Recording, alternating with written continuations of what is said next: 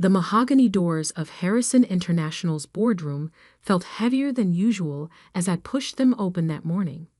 24 pairs of eyes turned to me, none friendly, all waiting. My Uncle Marcus's smirk told me everything I needed to know.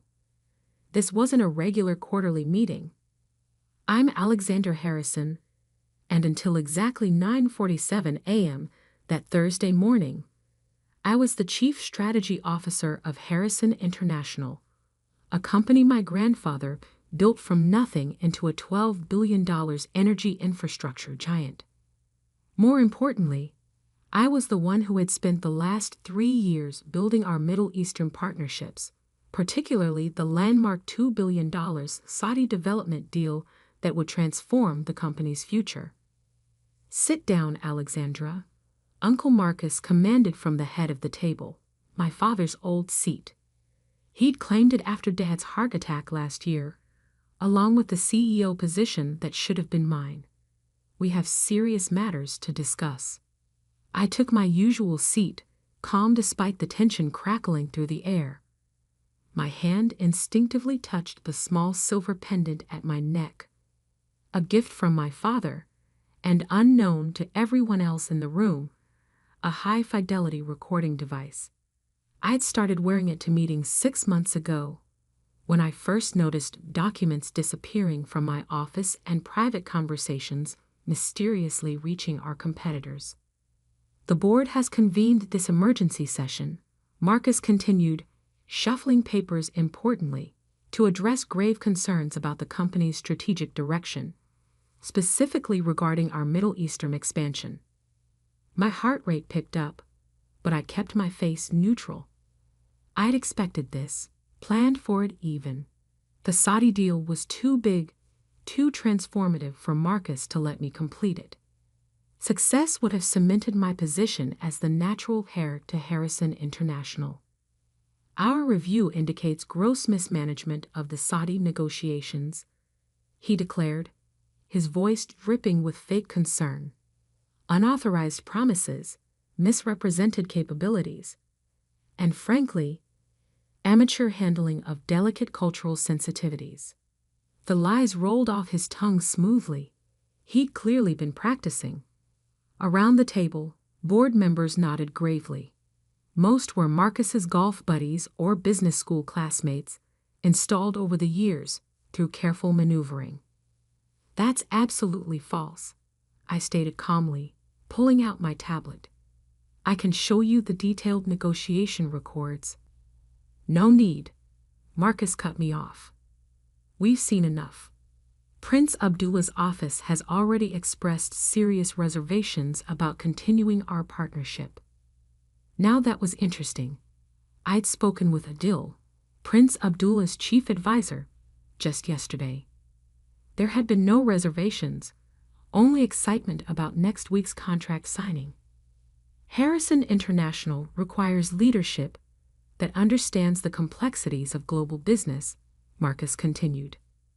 "Not someone promoting their personal agenda over company interests." I almost laughed at the irony. Marcus, who'd never worked a day outside Connecticut, lecturing me about global business.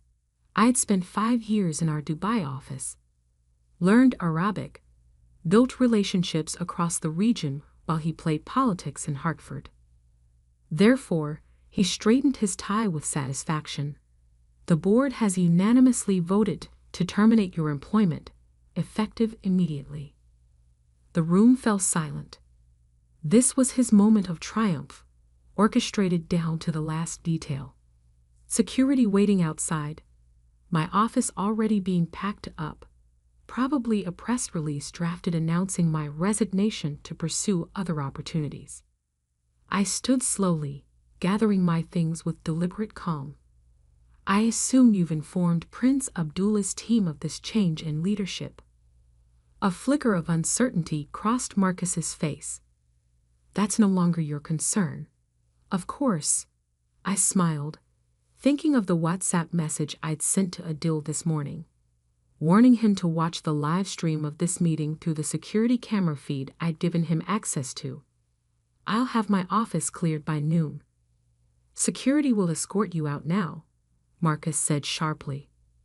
We can't risk you accessing sensitive information. As two guards appeared at the door, I turned to face the board one last time. Just remember, Uncle Marcus, in business, as in family, trust is everything. Once broken, it's almost impossible to rebuild. He waved his hand dismissively. Save the lectures, Alexandra. You're done here. I let the guards lead me out, past shocked employees, and through the marble lobby of the building my grandfather had built. My phone was already buzzing with messages, but I ignored them all except one, a single line from Until. We saw everything. Call me. In my car, I finally allowed myself a small smile as I reached for the silver pendant. The recording would be useful, but it wasn't my real insurance policy. No, Marcus had done exactly what I expected, exactly what I needed him to do. He just didn't know it yet. I drove to my apartment in the city, a space that had seen little use given my usual 80-hour work weeks.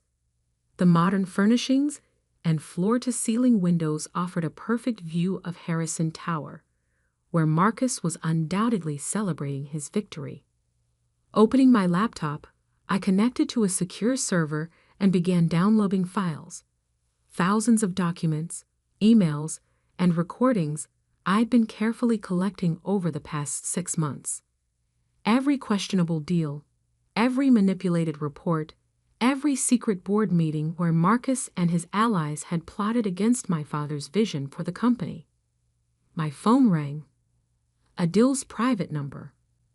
Your uncle is a fool, he said without preamble. The prince is furious. That man doesn't understand the first thing about respect or family honor. No, I agreed. He doesn't. But he understands greed perfectly well. We're withdrawing from all negotiations with Harrison International, Adil confirmed. The prince has already signed the termination papers. But Alexandra, he's very interested in your alternative proposal. I looked at the business plan open on my screen. 3 years of work, carefully hidden from Marcus and his spies. A new company, built on my expertise and connections, designed to do everything Harrison International could have done better, cleaner, more ethically.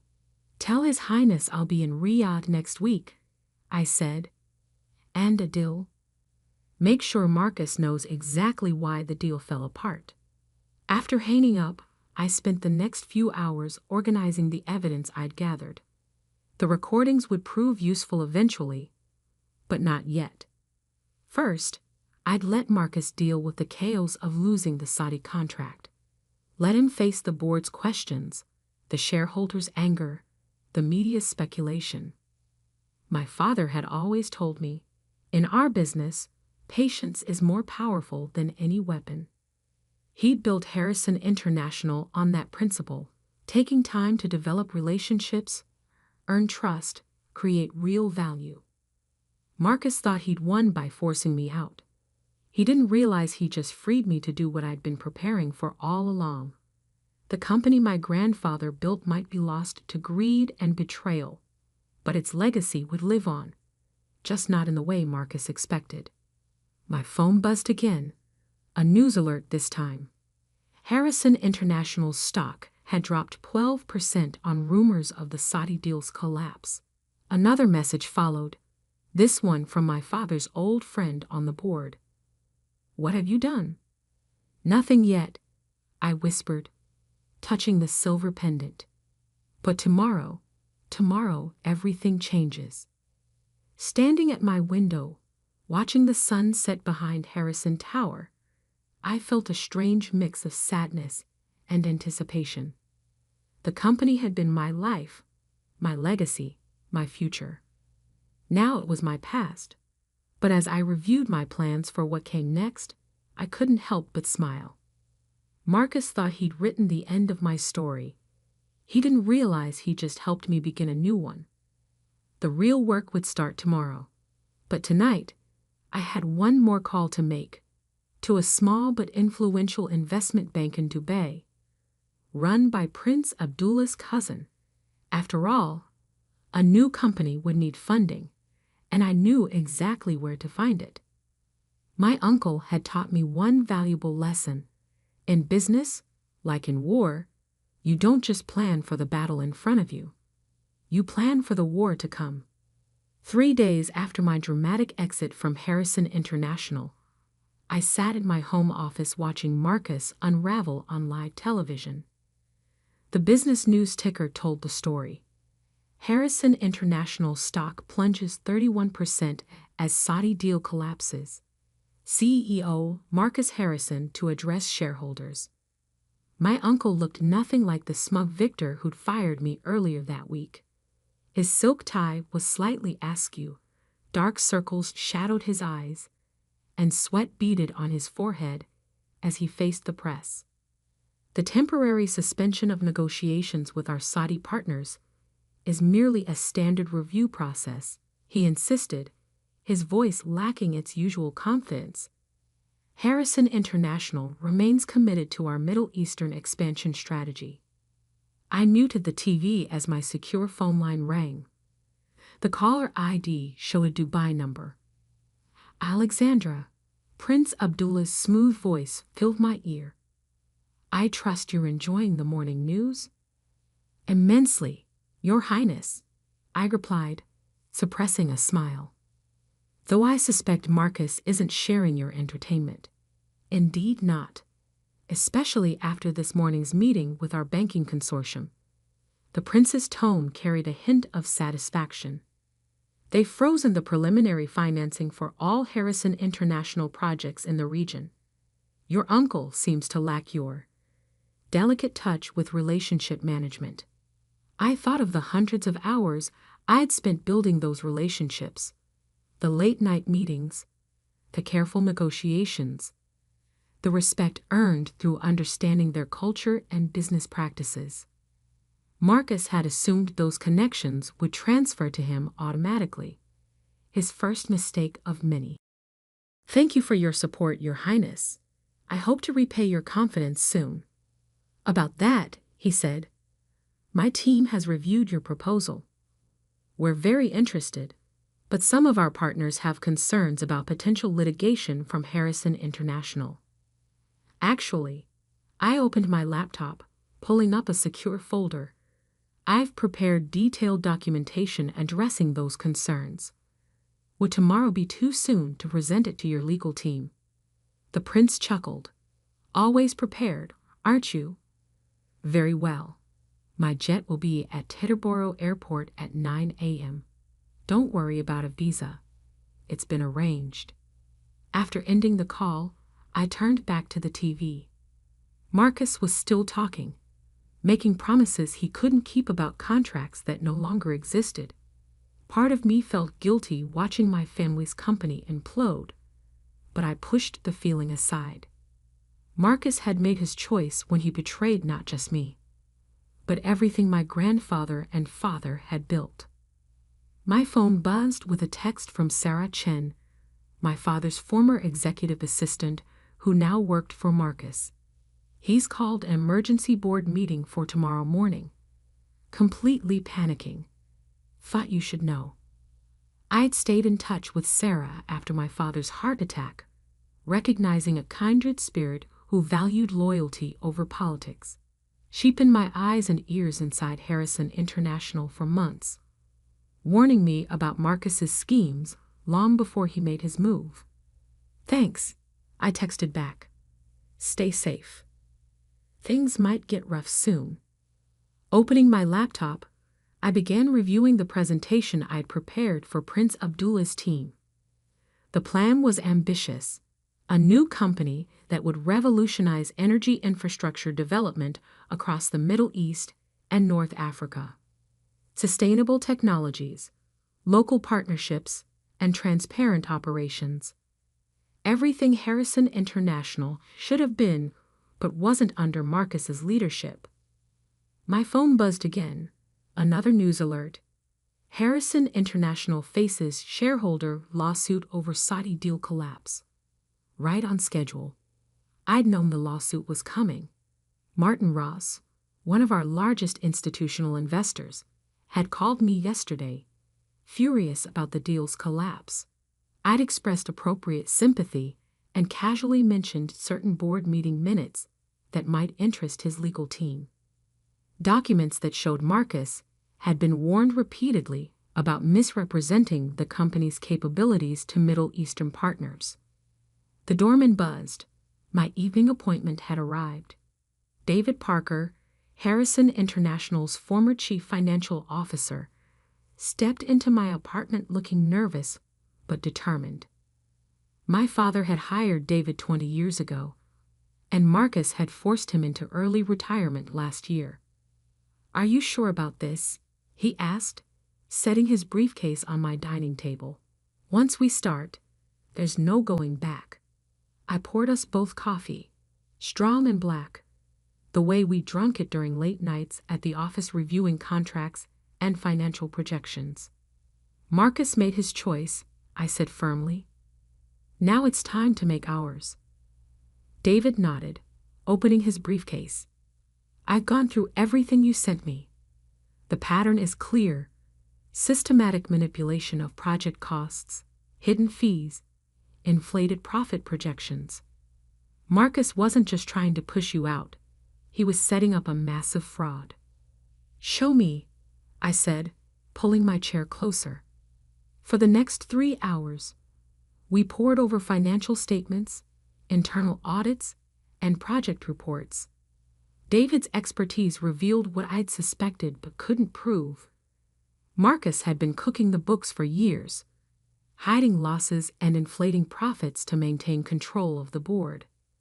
"The Saudi deal would have exposed everything," David explained, pointing to a particularly creative bit of accounting. "The level of scrutiny from their auditors would have uncovered all of this. That's why he had to stop it. And why he had to get rid of me," I added. I knew too much about the real numbers. Exactly. David sat back, looking tired, but satisfied. "What's your next move?" I walked to the window, looking out at the city lights. "Tomorrow, I meet with Prince Abdullah's team in Riyadh. Next week, we launch Harrison Global Partners." "Using your mother's maiden name," David noted. "Nice touch." "The Harrison name still means something in this industry," I said, "just not at Harrison International anymore." David was quiet for a moment. "Your father would be proud, you know. Not just of the business plan, but of how you've handled all this. Taking the high road, building something new instead of just seeking revenge." I thought of my father, remembering our last conversation before his heart attack. He'd warned me about Marcus, made me promise to protect his legacy. At the time, I'd thought he meant the company. Now I understood he meant something more important: integrity, vision, the right way of doing business. "Will you come with me?" I asked David. "I need a CFO I can trust." He smiled, gathering his papers. "I thought you'd never ask. Someone has to keep your books straight." After David left, I spent another hour refining my presentation for tomorrow. The pieces were falling into place: financing from Prince Abdullah's consortium, operational expertise from David and other former Harrison International executives Marcus had pushed out, contracts ready to be signed with key clients who had followed me. My phone buzzed one last time that night. An email from Adil. "Board meeting didn't go well for your uncle. 3 directors resigned. Others asking questions about financial reports. He's scared." Good, I thought. He should be. The next morning, as my car approached Teterboro Airport, I saw the Harrison International logo on a billboard. My grandfather's signature turned into a corporate symbol. Soon that logo would be as outdated as Marcus's way of doing business. My new company's logo was already designed, incorporating elements of Islamic geometry with modern clean lines. A bridge between cultures, just like our business model. Prince Abdullah's team had seen preliminary sketches and approved enthusiastically. The private jet waited on the tarmac, its engines already warming up. As I climbed the stairs, I remembered another flight 5 years ago, my first trip to Dubai, sent by my father to learn the business from the ground up. I'd been nervous then, unsure of my place in the family empire. Now, boarding another plane to the Middle East, I felt only certainty. Marcus thought he'd ended my career. Instead, he'd forced me to create something better, something truly mine. My phone buzzed as I settled into my seat. Sarah again. Marcus just fired the entire Middle East division. Complete chaos here. I turned off my phone as the jet began taxiing. Let Marcus burn bridges. I was building new ones. The 14-hour flight to Riyadh gave me time to perfect my presentation and review the contracts David had prepared. Everything had to be perfect. This wasn't just about business anymore. It was about showing a better way to operate in a complex global environment. I thought about the recordings still saved in my silver pendant, evidence of Marcus's lies and manipulation. I hadn't released it yet, hadn't needed to. His own actions were doing more damage than any exposed secrets could. As the plane crossed the Atlantic, I opened my father's old notebook, a leather-bound journal he'd carried for 30 years. His business philosophy was scattered throughout its pages. Wisdom I'd only now begun to fully appreciate. Success in business, he'd written, is like playing chess. You don't win by making the most aggressive moves. You win by positioning yourself so carefully that your opponent's own moves become their undoing. Marcus was aggressive, playing for quick wins and immediate gratification. I was playing a longer game, one that would reshape not just one company, but an entire industry. The sun was setting over the Saudi desert when we began our descent into Riyadh. In the fading light, the modern skyline looked like something from a science fiction movie, a vision of the future rising from ancient sands. My future was out there too, waiting to be built. Tomorrow, I would stand before Prince Abdullah and his advisors, not as a displaced heir to a troubled company, but as the founder of something new and transformative. Marcus had taught me one final lesson. Sometimes losing everything is the only way to discover what you're truly capable of building. As the plane touched down, my phone reconnected to the network. Dozens of messages waited, but only one mattered. From Martin Ross, the institutional investor. Board meeting leaked. Marcus claiming Saudi deal collapsed due to your interference. Demanding investigation. I smiled, thinking of the documents waiting in my briefcase. Proof of every real reason the deal had failed, every lie Marcus had told, every ethical line he'd crossed. Let him investigate. Let him dig deeper. The hole he was digging would only make his fall more spectacular. Tomorrow would bring new challenges, new opportunities, new battles to fight. But tonight, watching the Riyadh lights grow closer, I felt only peace. The kind of peace that comes from knowing you're exactly where you're supposed to be, doing exactly what you were meant to do. Marcus thought he'd written my ending. He didn't realize he'd only written my beginning. The Riyadh sun was just rising when my phone rang. Sarah's voice was urgent. Alexandra, turn on CNBC now. I flicked on the hotel room's television just in time to see the breaking news banner. Harrison International CEO Marcus Harrison steps down amid financial scandal. Emergency board meeting called. My uncle's carefully constructed world was crumbling, faster than even I had anticipated. 3 weeks had passed since my presentation to Prince Abdullah, and his team. 3 weeks that had changed everything. The board received an anonymous package this morning, Sarah continued. Full documentation of every fraudulent transaction, every manipulated report. They're saying the SEC has opened a formal investigation. I touched the silver pendant at my neck, still containing a standing recording, still unused. I hadn't needed it. Marcus had done exactly what I'd expected. As pressure mounted, he'd gotten sloppy, desperate, started making mistakes. How bad is it? I asked, though I already knew the answer. Bad, Sarah confirmed.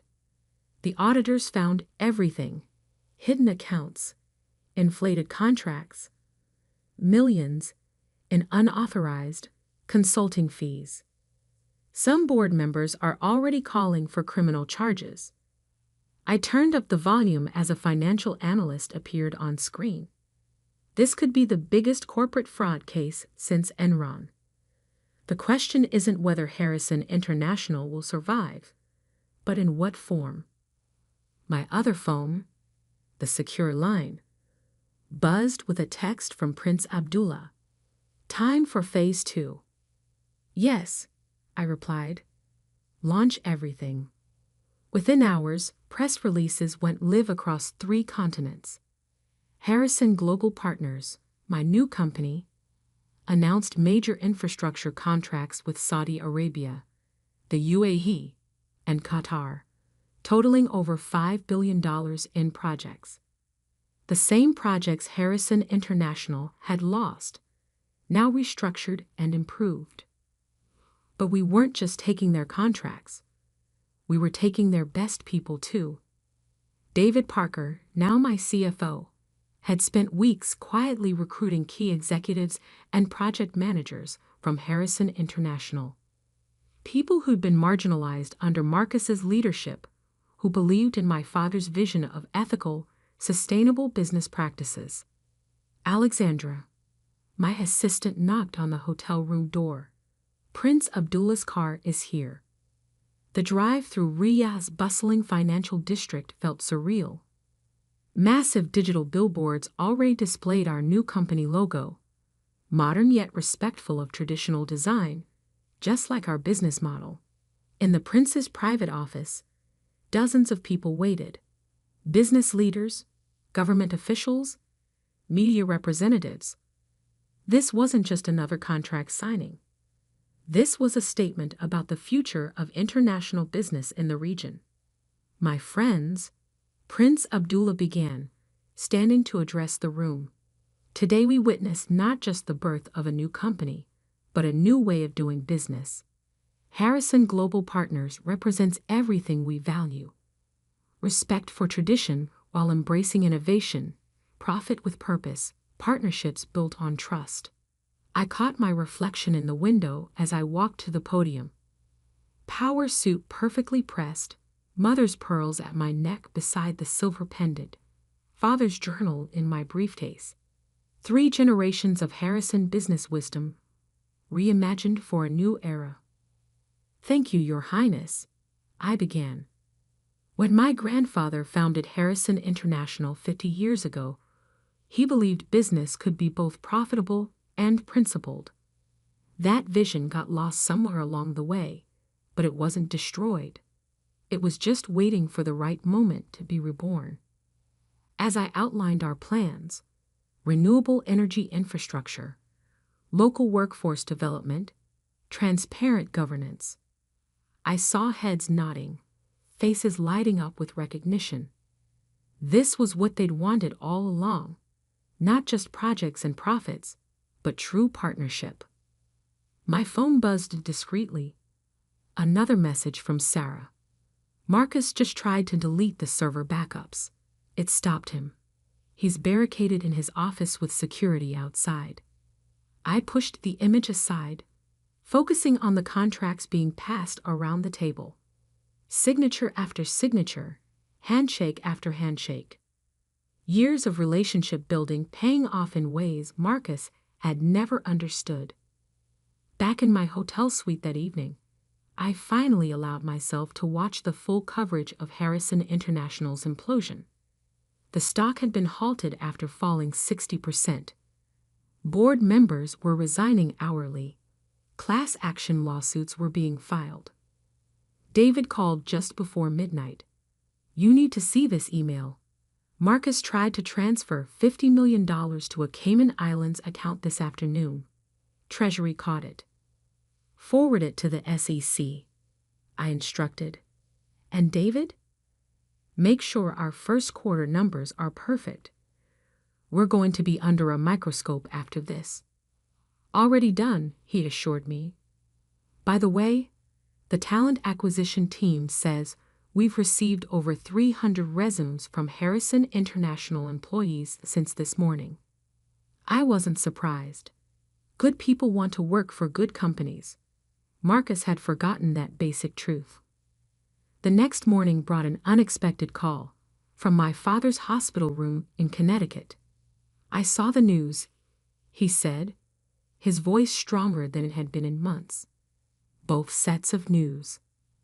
"Dad," "You did exactly right." He cut me off. The company needed this wake-up call. Marcus needed to be stopped. "I didn't want it to end this way," I admitted. "No, but you were prepared for it. That's what makes you a better leader than your uncle ever was." He paused. "I'm transferring my Harrison International shares to your new company's employee ownership trust." I sat down, stunned. Those shares, nearly 15% of the company, were worth hundreds of millions, even at the currently depressed price. "The workers shouldn't suffer for Marcus's crimes," Dad continued. "This way, they have a choice: stay with what's left of Harrison International or join something new, something better." Tears pricked my eyes. "Thank you, Dad." "Don't thank me. Just build something worthy of the trust people are placing in you." Over the next week, events moved at lightning speed. Marcus was arrested trying to board a private plane to Venezuela. The SEC appointed an independent monitor to oversee Harrison International. Our new headquarters in Dubai neared completion. Then came the morning I'd been both anticipating and dreading. 1 month to the day after Marcus had fired me, I stood in the lobby of Harrison Tower.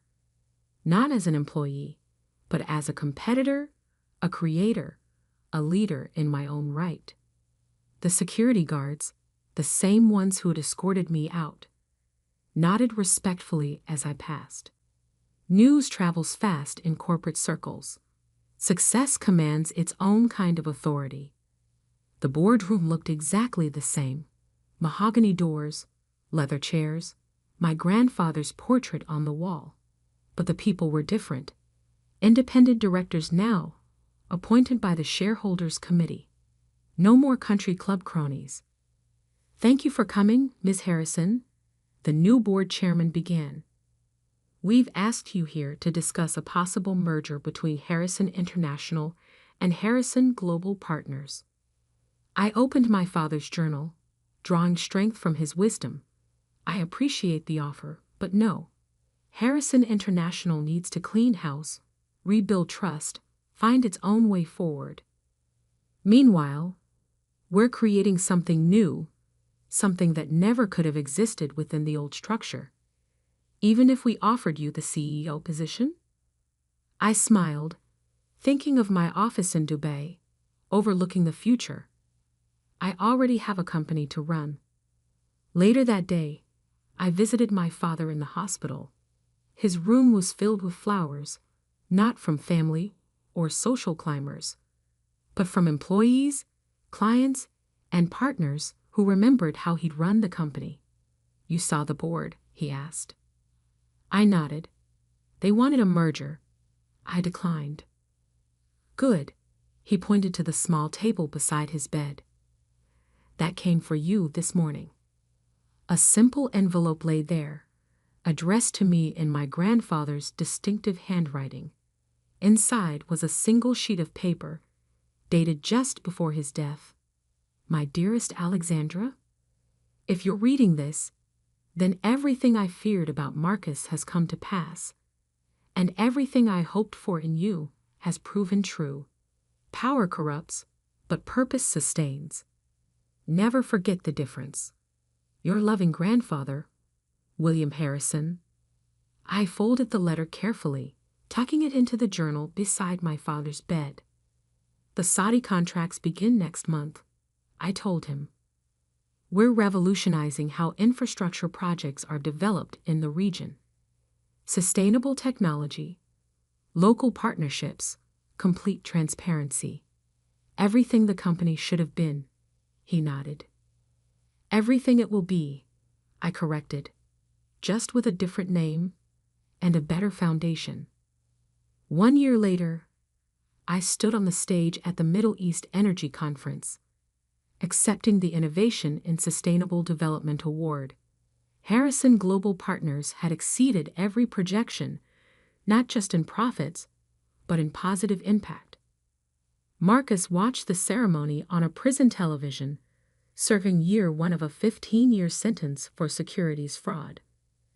The company he tried to steal had collapsed under the weight of his crimes, but its people had found new homes, new purposes, new futures. As I looked out over the audience, faces from a dozen countries, cultures, and backgrounds, I saw not just business success, but my grandfather's vision reborn. Power used wisely, profit with principle, purpose aligned with progress. Business is never just about money, I told them. It's about legacy, about the kind of world we help create. Sometimes the worst betrayals lead us to our best opportunities. Sometimes losing everything shows us what we're truly meant to build. My silver pendant lay in a desk drawer back in Dubai, its recorded evidence never needed. Marcus had destroyed himself more thoroughly than any exposure could have managed. I'd learned my father's lesson well. Patience is more powerful than revenge. That evening, watching the sun set over the Persian Gulf from my office, I opened my grandfather's old leather portfolio, now containing contracts and proposals for the next phase of Harrison Global Partners' expansion. The future stretched out before us, bright with possibility. My phone buzzed. Prince Abdullah's number. Ready to discuss the African expansion? I smiled, reaching for my father's journal. Time to write the next chapter. Marcus had tried to end my story. Instead, he'd helped me begin a better one. Sometimes that's how legacy works, not passing down what was, but building what should be. The Harrison name still stood for something in the business world, just not what Marcus had tried to make it. Something better, something lasting, something true. And that was the greatest victory of all.